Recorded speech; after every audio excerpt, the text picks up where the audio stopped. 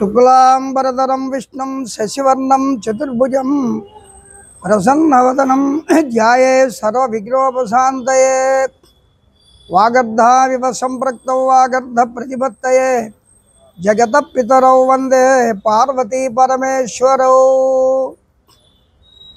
కార్తీక మాసంలో వచ్చేటువంటి మహాపర్వదినాల్లో ఈరోజు మూడవ రోజు ప్రాతకాలం నుండి కూడా స్వామివారికి అభిషేక అర్చనలు చక్కగా జరుగుతున్నాయి. ఇప్పుడే ఆకాశ జ్యోతి ప్రజ్వలన కార్యక్రమం జరిగింది. మహిళలందరూ కూడా వచ్చి ఆకాశ జ్యోతిని చక్కగా వెలిగించి ధూపదీప నైవేద్యాలతోటి ఆ ధ్వజస్తంభ శిఖరాగ్ర భాగంలో ఆకాశ జ్యోతిని ఆ తాడు ద్వారా లాగి అందరూ కూడా నమస్కారం పెట్టి దేవాలయం చుట్టూ కూడా ప్రదక్షిణలు చేసుకుంటున్నారు భక్తులు. ఇప్పుడు మూడో అధ్యాయం ప్రారంభమవుతుంది.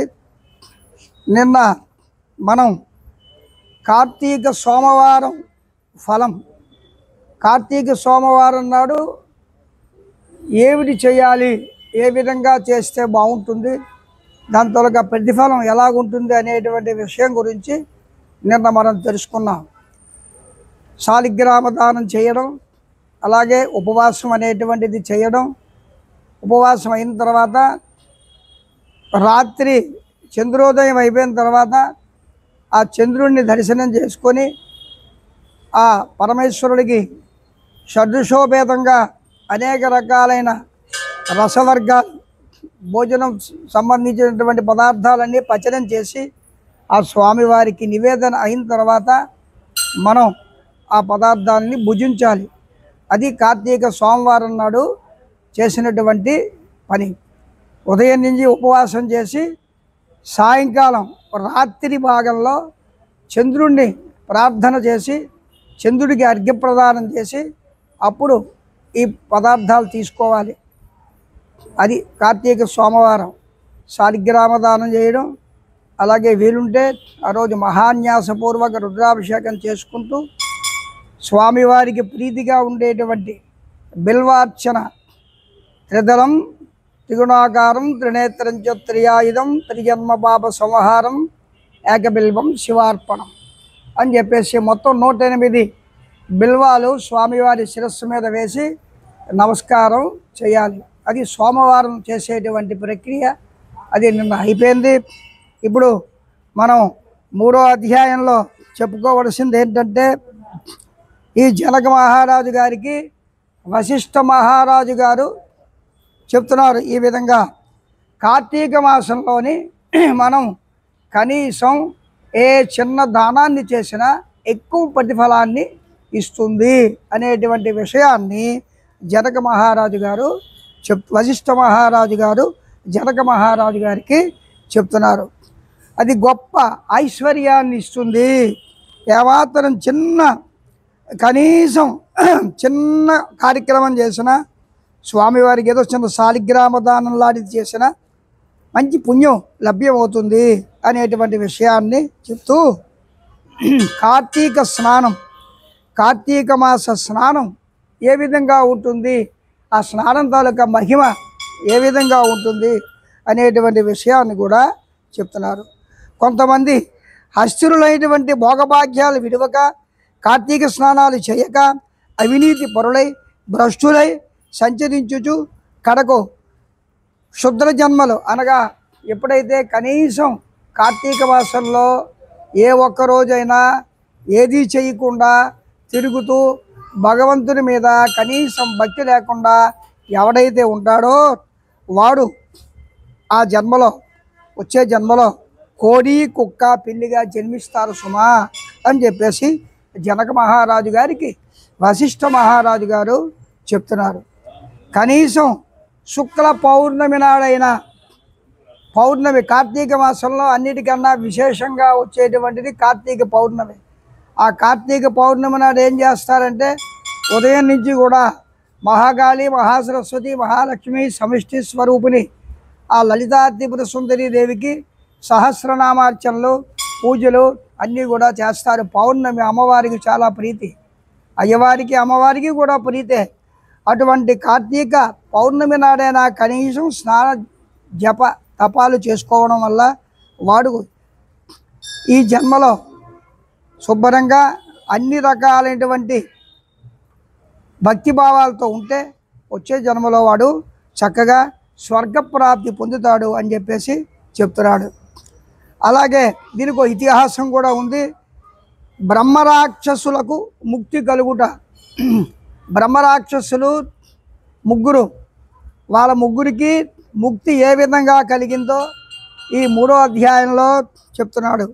ఈ భరతఖండములోని దక్షిణ ప్రాంతమున ఒకానొక గ్రామములో మహావిద్వాంసుడు, తపస్సాలి, సత్యవాక్య పరిపాలకుడు అగు తత్వనిష్ఠుడను బ్రాహ్మణుడు ఉండేవాడు.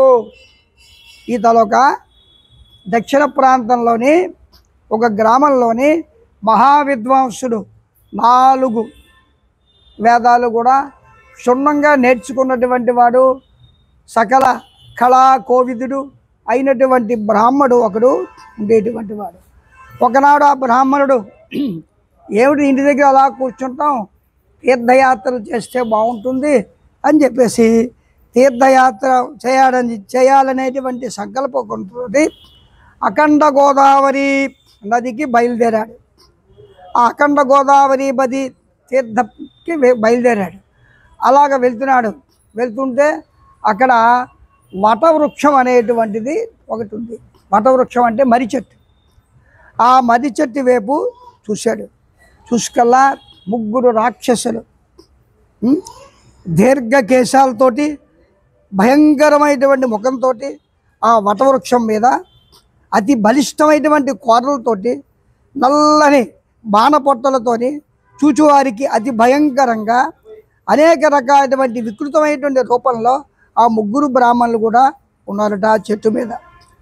ఆ దారిపోయేటువంటి వాళ్ళందరికీ ఈ 3 రాక్షసులు కూడా భక్షణ చేస్తూ తినేస్తున్నారట. వాళ్ళకి అదే వృత్తి, ఆహారం, నరమాంసాన్ని బాగా భక్షిస్తున్నారట. ఆ ప్రాంతం అంతా భయకంపితమై భయం వేస్తున్నది. ఆ ప్రాంతం వెళ్ళడానికి, చూడడానికి. ఎవరైనా వెళ్తే ఆ రాక్షసులు శుభ్రంగా భక్షించేస్తారేమో అనేటువంటి దృష్టితోటి అక్కడికి ఎవరు కూడా వెళ్ళడం మానేశారట. కొంతమంది మరి వెళ్తున్నారు అదే దారి. ఇప్పుడు మనం ఇలాగ వెంకోజీపాలెం, పాత వెంకోజీపాలెం వెళ్ళాలంటే దారి ఏది? ఇలాగే వెళ్ళాలి, ఈ చెట్లు పుట్టలు దాటుకొని.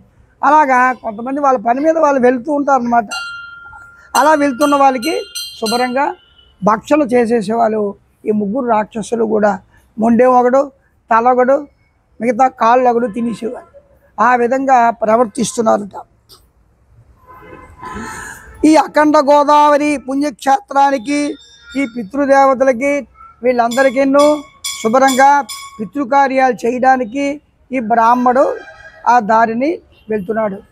వెళ్తుండేకల్లా వీరికి భయం వేస్తున్నది. ఏమిటి చెయ్యాలో తెలియదు. ఎందుకు? ఈ 3 రాక్షసులు కూడా తనకి తినేస్తారేమో అనేటువంటి భయంతో ఉన్నట్ట. ఏం చేద్దాం? నేను చేసేటువంటిది మంచి సంకల్పం. ఏ సంకల్పం? పితృకార్యాలు చేయడానికి. ఎందుకు? దేవ పితృకార్యాభ్యాన్న ప్రమజితవ్యం. దేవుడి కార్యం, పితృకార్యం కూడా ఒకటే. దేవుడి కార్యం కూడా సక్రమంగా చేయాలి. అలాగే పితృకార్యం కూడా సక్రమంగా చక్కగా చేస్తేనే వాళ్ళకి వంశం అనేటువంటిది నిలబడుతుంది. పుత్ర పౌత్రాభివృద్ధి అనేటువంటిది కలుగుతుంది. ఈతి బాధలు ఏమీ లేకుండా చక్కగా ఉంటారు అనేటువంటి దృష్టితో ఈ బ్రాహ్మడు అఖండ గోదావరి నది తీరం నుంచి అలాగా ఆ ఒడ్డుకి వెళ్దాం అనేటువంటి ప్రయత్నంలో ఉన్నాడు. ఈలోగా ఈ రాక్షసులు తాలూకా భారి పడ్డాడు. అప్పుడు వణుకుతున్నాడు. ప్రభో ఆర్తత్రాణపారాయణ అనాథరక్షక ఆపద్బాంధవ.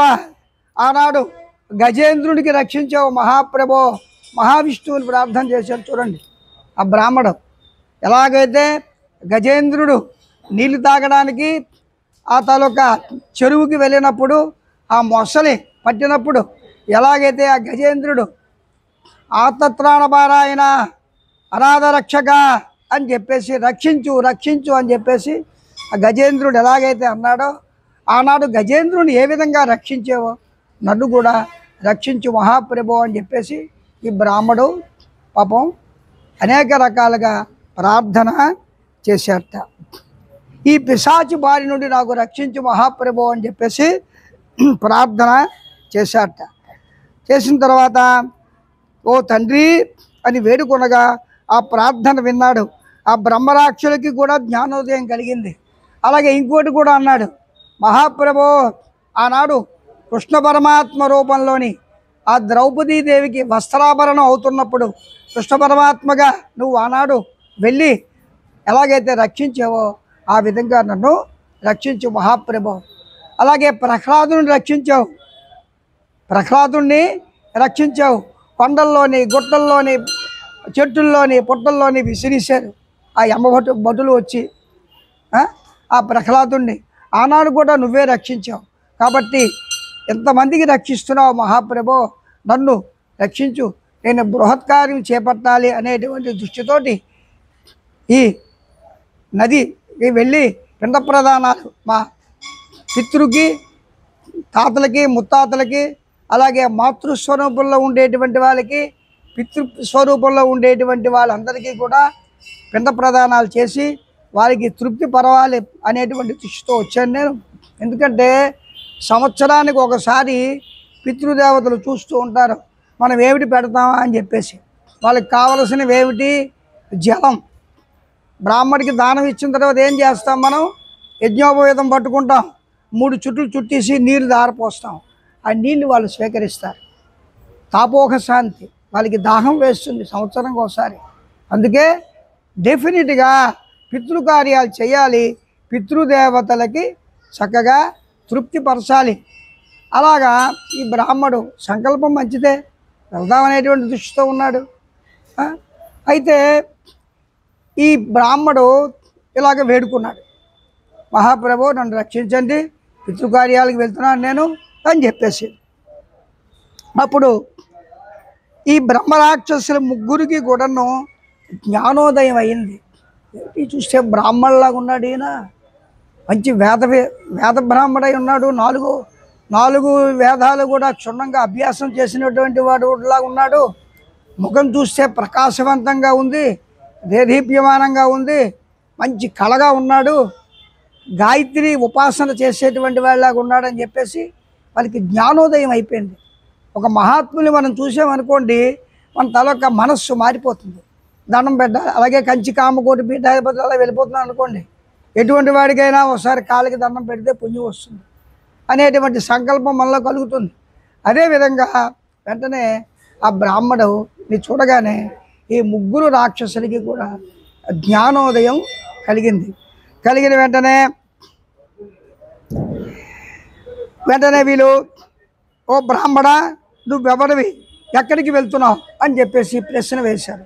ప్రశ్న వేస్తే బ్రాహ్మడు అంటున్నాడు, అయ్యా రాక్షసులారా, నేను దేవపితృ కార్యాలు చేయడానికి ఈ నదీ తీరంలో ఉండేటువంటి దగ్గరికి వెళ్తున్నానని చెప్పేసి. స్వామి కొద్దిగా మెల్లగా కార్తీక పురాణం వింటున్నారు వీళ్ళు అని చెప్పేసి బ్రాహ్మడు మొరపెట్టుకున్నట్ట. నేను వెళ్ళి ఆ గంగానది దగ్గర స్నానం శుభ్రంగా చేసుకొని పితృకార్యాలు చేయడానికి వెళ్తున్నాను అని చెప్పేసి తన వృత్తాంతం అంతా కూడా చెప్పాట. చెప్పిన తర్వాత, ఓ విప్ర పొంగవ, మీరు పూజ్యులు, ధర్మాత్ములు, వ్రతనిష్ఠా గరిష్ఠులు, మీ దర్శన భాగ్యం వలన మాకు పూర్వజన్మమందలి కొంత జ్ఞానము కలిగినది. ఇక నుండి మీరు మా వలన ఏ ఆపద కలగదు అని అభయం ఇచ్చారట. అందుక బ్రహ్మరాక్షసుడు తన వృత్తాంతాన్ని కూడా చెప్పారట.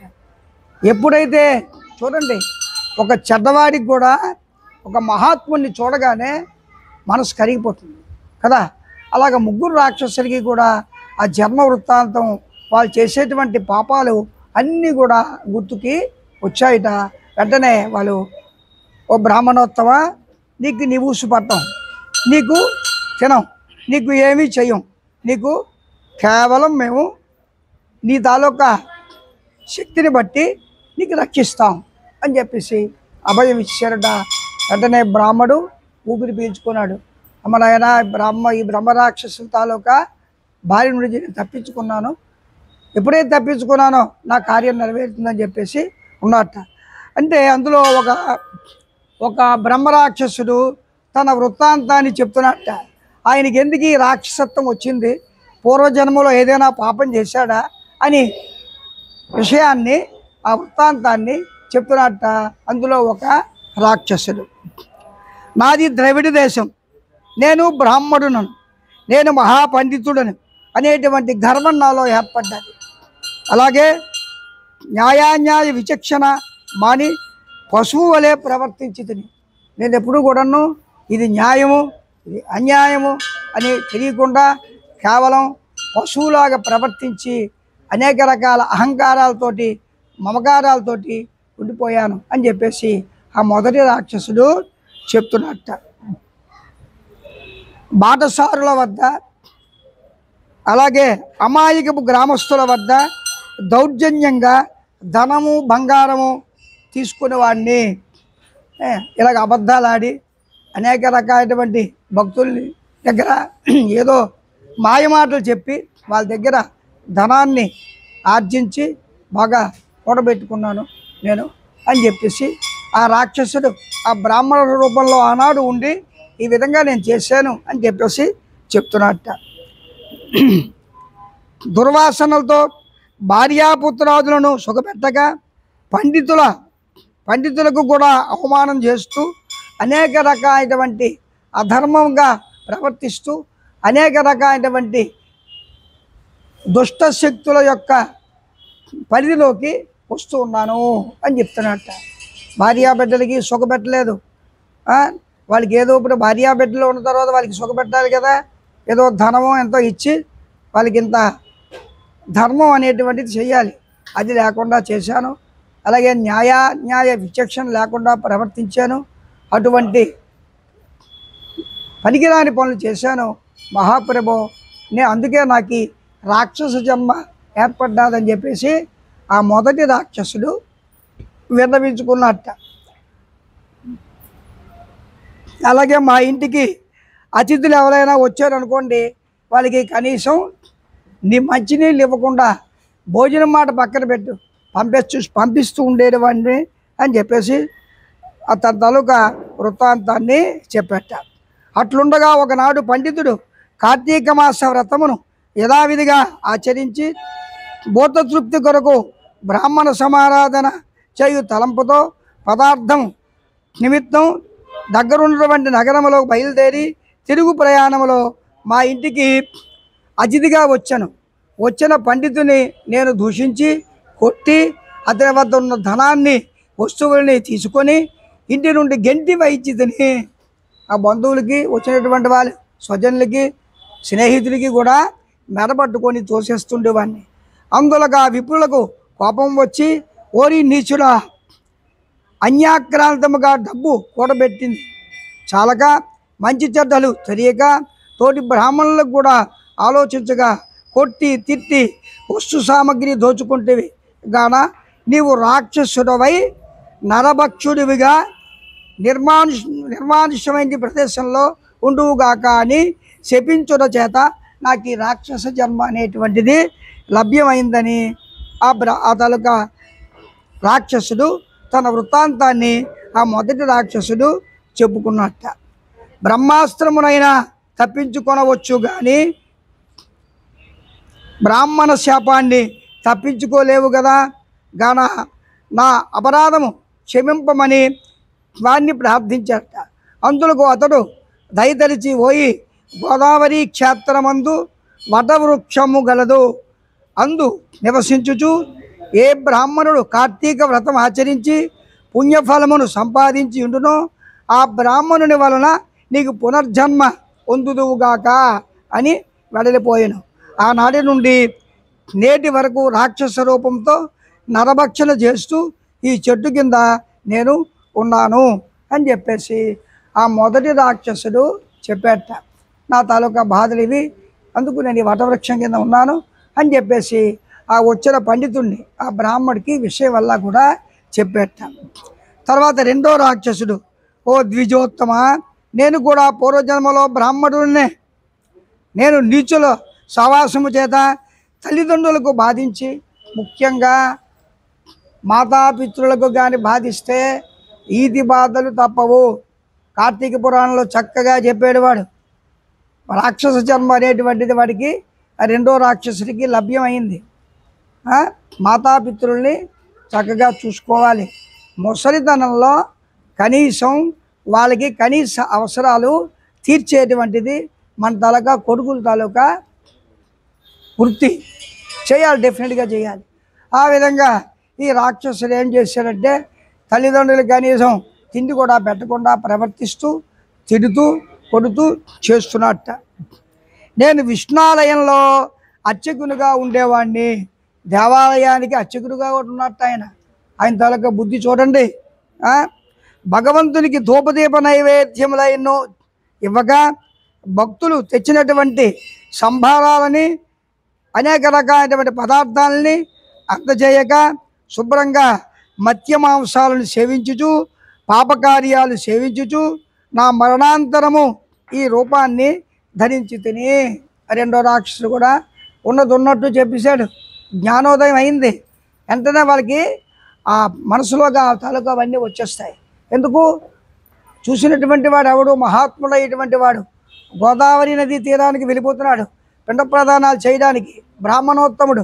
ఆయన చూడగానే వీళ్ళ తాలూకా మనస్సు మారిపోయి పూర్వజ్ఞానం అంతా కూడా గుర్తుకొచ్చింది. వచ్చి చెప్తున్నట్ట, నేను తల్లిదండ్రులను చూడలేదు, కూడబెట్టిన ధనాన్ని వ్యర్థం చేస్తూ దేవాలయంలో అర్చకుడిగా చేరి ధూపదీప నైవేద్యాలు కనీసం పెట్టకుండా పూజించేస్తుండేవాడిని. నరమాంసము మత్స్యమాంసాలు తింటూ కాలక్షేపం చేస్తుండేవాడిని. అందుకు నాకు ఈ జన్మలో ఈ రాక్షస జన్మ అనేటువంటిది ప్రారబ్ధ కర్మ చేత అయిందని చెప్పేసి ఆ విప్రుడు చెప్పాట, రాక్షసుడు. కావున నన్ను కూడా పాప విముక్తిని కావింపు అని ప్రార్థించాడు. ఆ విప్రుడికి వచ్చినటువంటి వాడికి, మహాత్మా నాకు ఈ తాలూకా బాధల నుంచి నివృత్తి చేసి మానవ రూపాన్ని మళ్ళా తిరిగి ప్రసాదిస్తే నేను మంచి మంచి కార్యాలు చేస్తాను అని చెప్పేసి రెండవ రాక్షసుడు చెప్పాట. ఓ జనక మహారాజా, తపోనిష్ఠుడగు ఆ విప్రుడు పిశాచముల దీనాదములకు ఆలకించి బ్రహ్మరాక్షసులారా భయపడికి మూడోవాడు కూడా అదే చేశాడు. ఇంచుమించు రెండోవాడు మూడోవాడు కూడా ఇలాగే దేవాలయాల దీపాలు లేక ధూపాలు లేక నరభక్షలు చేస్తూ అనేక రకాలైనటువంటి పాపకర్మలు చేస్తూ ముగ్గురు రాక్షసులు కూడా ఆ జన్మ ఎత్తారు. వాళ్ళు నా వెంట రెండు మీకు విముక్తిని కలిగిస్తాను అని వాటికి ఓదార్చి కొనిపోయి ఆ ముగ్గురిని కూడా తన ఆ గోదావరి నది దగ్గరికి తీసుకెళ్ళి తానే స్వయంగా గోదావరిలో స్నానం ఆచరించి స్నాన పుణ్య ఫలమగు ముగ్గురి రాక్షసులకి కూడా ధారపోయేగా వారి వారి రాక్షస రూపాలు పోయాయి. అక్కడికి వెళ్ళాడు ఈ బ్రాహ్మడు. ఈ ముగ్గురు రాక్షసుల్ని కూడా పట్టుకెళ్ళాడు. ముగ్గురిని వరుసగా నిలబెట్టి సంధ్యానుష్ఠానాలు నెరవేర్చి వారి శిరస్సు మీద హరహర మహాదేవ శంభో శంకర నారాయణ నారాయణ నారాయణ అని చెప్పేసి నీళ్ళు ముగ్గురికి కొట్టాడు. శిరస్సు మీద వేయగానే వాళ్ళకి మళ్ళీ మొదటి జన్మ మానవ జన్మ వచ్చేసి హాయిగా ఉన్నారు, చక్కగా ఉన్నారు. మళ్ళీ అక్కడికి వెళ్ళిపోయారు, వాళ్ళ తాలూకా దేశం వెళ్ళిపోయారు, వాళ్ళ ఊరు వెళ్ళిపోయి చక్కగా భార్యాబిడ్డలతోటి హాయిగా ఉన్నారు. అప్పుడు ఈ బ్రాహ్మడు వచ్చాడు కదా, వీడు పితృదేవతారాధన చేద్దామని చెప్పేసి ఈ బ్రాహ్మడు ఆ అఖండ గోదావరి నది తీరంగా వెళ్ళాడు. ఆ గోదావరి నది తీరంగా వెళ్ళి తాను చేసినటువంటి కర్మ పితృదేవ కార్యాలు చేద్దాం అనేటువంటి దృష్టితోటి గంగేచ యమునే చైవ గోదావరి సరస్వతి నర్మదా సింధు కావేరియో జలేస్మిని సన్నిధంకురు అని చెప్పేసి ఆ తలక గంగని శిరస్సు మీద జల్లుకొని దేవపితృ కార్యాలు, తర్పణాలు, పిండ ప్రదానాలు అన్నీ కూడా ఆ క్షేత్రంలోని చక్కగా చేశాడు. చేసిన తర్వాత ఆయనకి పుణ్యం ఎంతో లభ్యమైంది. వెంటనే ఆ స్వర్గం నుంచి అనేక రకాల వైకుంఠమునకి ఎగేటువంటి ఆ దివ్య రూపంలో ఉండేటువంటి వాళ్ళందరూ కూడా హరిహరాదులు అందరూ కూడా వచ్చి ఈ బ్రాహ్మణ్ణి స్వర్గసీమకి తీసుకొని వెళ్ళిపోయారు. ముగ్గురు రాక్షసులను రక్షించాడు, అలాగే దేవపితృ కార్యాలు చేశాడు, చివరికి వైకుంఠానికి కూడా వెళ్ళాడు. అందుకు మనం చేసేటువంటివి అన్నీ కూడా మంచి కార్యక్రమాలై ఉండాలి, దైవ కార్యక్రమాలై ఉండాలి. చేసినప్పుడే మానవుడు ఉత్తమ గతులను పొందుతాడు అనేటువంటిది ఈ 3వ అధ్యాయంలో చెప్పడం జరిగింది. అలాగే ఈ బ్రహ్మ రాక్షసులకు ముక్తి ఏ విధంగా కలిగిందో చక్కగా స్పష్టంగా చెప్పడం జరిగింది. ముగ్గురు బ్రాహ్మలు, ఆ ముగ్గురు బ్రాహ్మలు రాక్షసులు ఆ వటవృక్షం కింద ఉన్నారు, నరభక్షణ చేస్తూ ఉన్నారు. వారికి ఎప్పుడు విముక్తి కలిగింది? మళ్ళా ఈ చతుర్వేదాలు కలిగినటువంటి బ్రాహ్మడు అలాగ వస్తూ గోదావరి నదీ తీరంలోని పిండ ప్రదానం చేద్దామనే సంకల్పంతో వెళ్తున్నప్పుడు ఆ రాక్షసుల దగ్గర నేను భయపడినప్పుడు వెంటనే మీదకి చూసుకల్లా ఒక్కొక్క రాక్షసుడికి జ్ఞానోదయం అయింది. మంచి బ్రాహ్మడు ఇక్కడ మనకు కనబడ్డాడని చెప్పేసి దృష్టితోటి వెంటనే వాళ్ళు విముక్తులైపోయి చక్కగా హాయిగా ఉన్నారు. ఈయన స్వర్గానికి చక్కగా వెళ్ళిపోయాడు. కాబట్టి భూత ప్రేత పిశాచ అలా బారి నుండి మానవుడు రక్షించుకోవాలంటే దైవత్వం ఉండాలి, దైవారాధన చెయ్యాలి. ప్రతిరోజు కనీసం ధూపదీప నైవేద్యాలు కనీసం చెయ్యాలి, దేవాలయానికి వెళ్ళాలి, దర్శనం చేసుకోవాలి.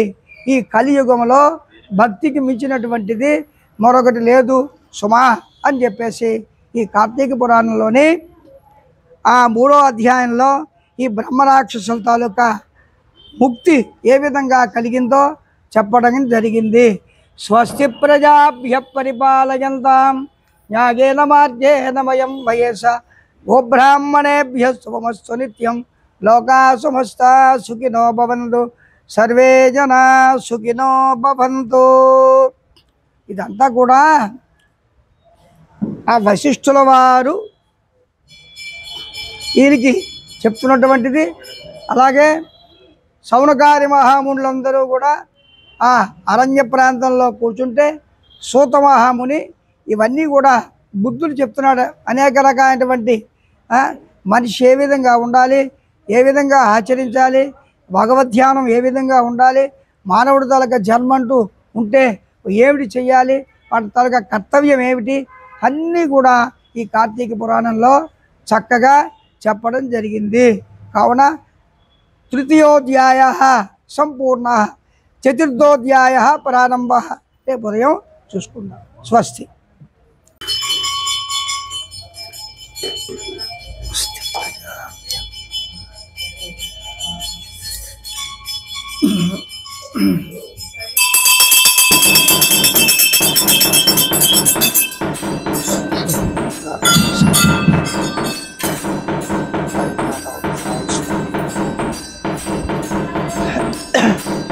हरिय प्रजा में गोपाया अमृतत्वाय जीवसे जातांजरिष्यमाणांच अमृते सत्ये प्रतिष्ठितां अधर्वविदुं में गोपाया विपादो ये चतुष्पदाः हस्ताशवाश्चयग्ने एजैगशवाः सुगाः सप्रदशवां में गोपाया तानिन्द्रियाः पतक्कुरु सर्वमायुर्पासता अहे बुद्धि मंत्रम है गोपाया कर्पूर नीराजनं दर्शयामि। नमस्करोमि नमस्कारां भक्वक्वै भक्वस्वायै भक्वजाविकायै गौरीहवायै ब्रह्माण्डकुलायै रयमस्यै पुष्यमस्यै बहुराय स्पोषायै राजास्तु नित्यस्थिरस्तु नित्यं